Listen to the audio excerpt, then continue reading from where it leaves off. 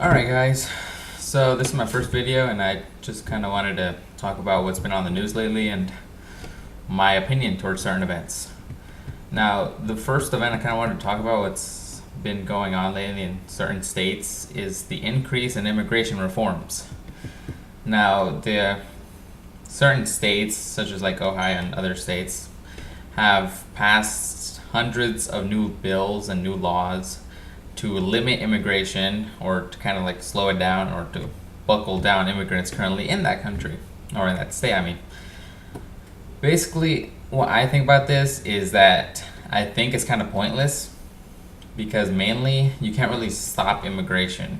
It's kind of one of those things that it's been going on not just in America but in several other countries for hundreds of years, and you can't really stop it, and putting more bills and more laws into it doesn't really make the issue or the problem go away or even make it any better. It actually makes things worse.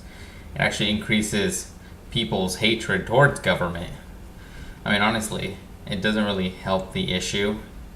I mean, right here it says like at least 1,538 bills dealing with immigration and refugees have been issued in state legislation this year alone. That is a lot.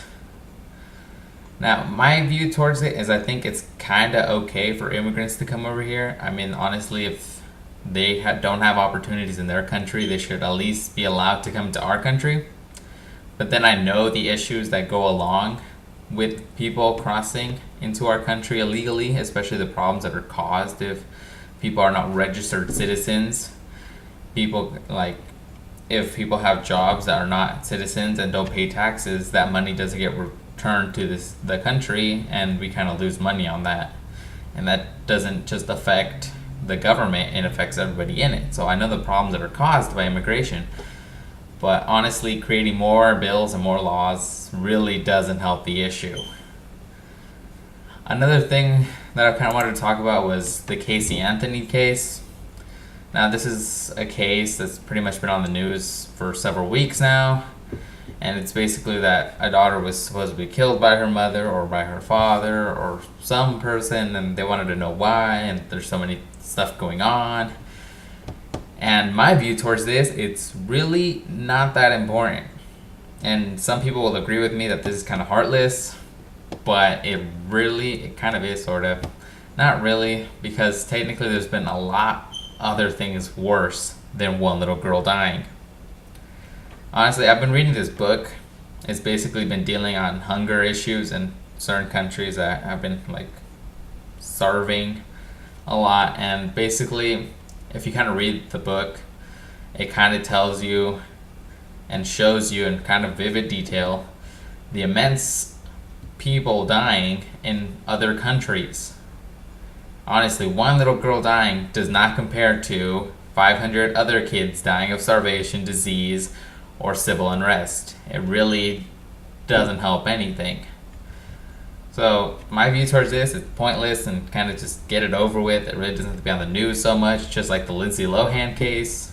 Same thing, it doesn't have to be on the news so much. No one really cares all that much. There's so much more worse going on in the world than just one person died. And to enforce that point, there's another thing I kind of been looking on the news. It's the NATO bombings in Libya. Now, NATO is supposedly the North American Treaty Organization, which is made of a bunch of countries put together to help other countries through military force. Now, obviously NATO was the first ones to bomb Libya, and because of their curiosity, I guess. They had no real reason to go into Libya, but they did, and so on. They did it. Now, NATO wants to bomb Libya's Roman ruins. Now, these are ruins that have been there for thousands of years, or hundreds of years, I mean. So, technically, bombing these ruins should not even be an option. So, basically, I say, why bomb in the first place? And their vision or reason towards it is because they think that their leader, which is, where is his name? I don't even know his name. Oh, there it is. Gaddafi, there it is, I got the name. They say that he is actually hiding weapons in these ruins. Now, this is a theory, it's not actually point proven. And even if it was, in fact, they still shouldn't be bombing these things because these are structures that have to withstand time, and we're just gonna blow them up on pure spite.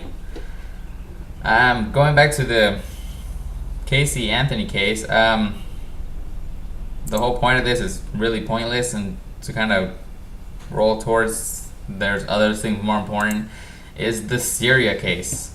Now, in Syria, there's been an increase in violence going on in the country due to military dictation. Now, CNN, and not just particularly CNN, just other news organizations, they have decided, well, actually, no, they haven't decided. They tried to enter Syria to get kind of news coverage, but unfortunately, they've been denied. So there's really like no detail, there's no real detailed coverage on Syria. But basically, what we could tell from other people and from real life events or from people who've actually survived the violence, it's kind of been really horrendous. There's been military unrest, there's been military violence by the dictator leader. People have been being shot, and not just for like trying to cause an uprising, they've actually been shot. But like one man was actually shot trying to get food for his family at the grocery store, and he died later on. But again, CNN's been denied going into the country, so there's no real evidence to support it. So it's not like 100% what's really going on. This is kind of more on towards the Syria case.